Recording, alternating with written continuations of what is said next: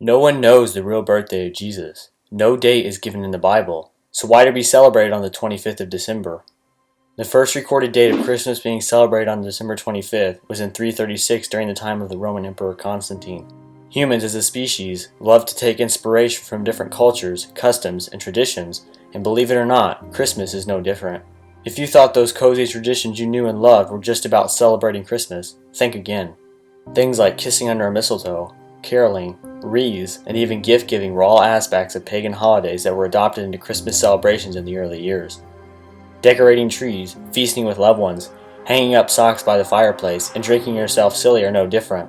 They're all part of pagan history and sacred holidays. In fact, most of the cultural aspects we associate with Christmas are steeped in pagan roots. Some pagan traditions that have become associated with Christmas are as follows: gift-giving, the image of Santa Claus, Christmas stockings, Christmas caroling, decking the halls with holly, decorating trees. Keep listening, and you'll find that Christmas is inspired by traditions from the Romans, Celtics, Norse, Druids, and more, all pagan. At the time, all of these different groups shared one big celebration that just happened to fall around Christmas time, the winter solstice.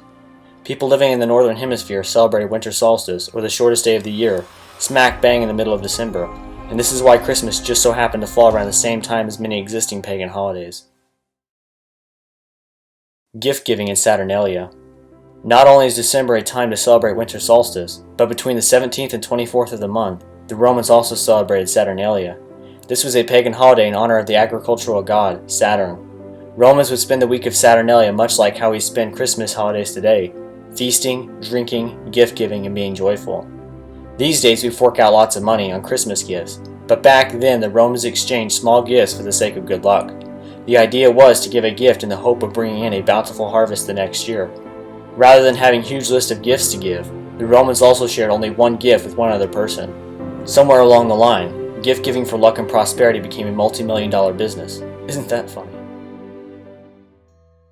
Santa's image in Christmas stockings. Our current modern-day image of Santa Claus, clad in red fur with a big white beard, was largely developed by Coca-Cola in the 1930s, but the idea of an old man giving gifts to children dates much earlier than that, back to the time of the pagans. Father Christmas, otherwise known as Saint Nicholas, was a patron saint of children, the poor, and prostitutes.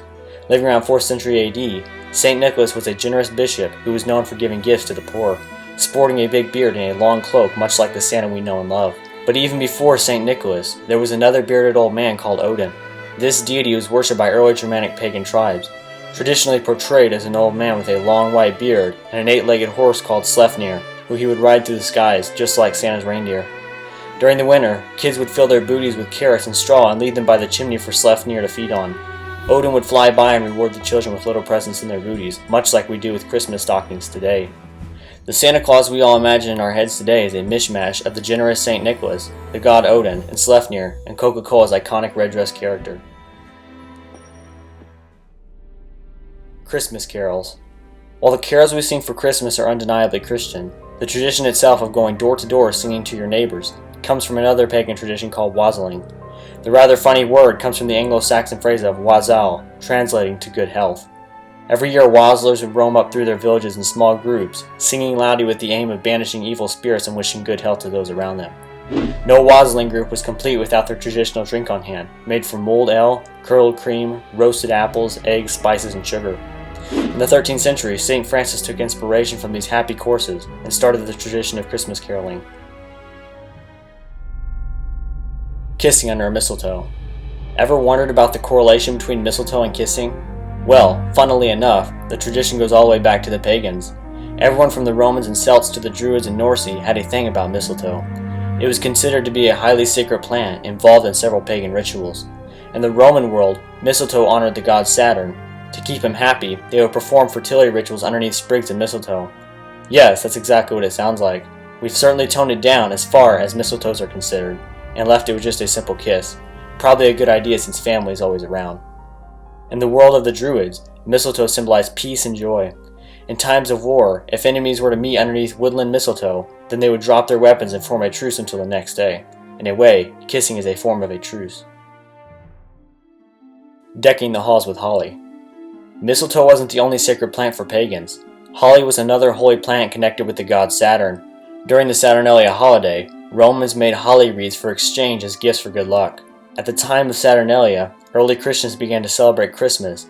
However, they were often persecuted for practicing their new religion.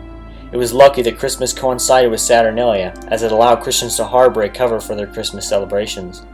To avoid detection and to make it look like they were celebrating Saturnalia, Christians started hanging holly wreaths around their homes. This allowed them to recognize other Christians and still do something nice to celebrate their sacred holiday. Eventually, as pagans deceased, holly became a symbol of Christmas instead of Saturnalia. Christmas tree decorating.